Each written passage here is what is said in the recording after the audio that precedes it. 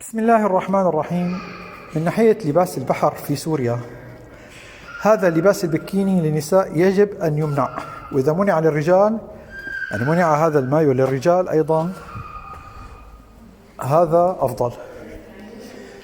كحل وسط ممكن أن نسمح بارتداء لباس البحر إلى الركبة مثلا، لأن سوريا فيها المسلمين وفيها غير المسلمين، ويأتي إليها المسلمون ويأتي إليها غير المسلمين، فكحل وسط ممكن أن يسمح بارتداء لباس البحر إلى الركبة.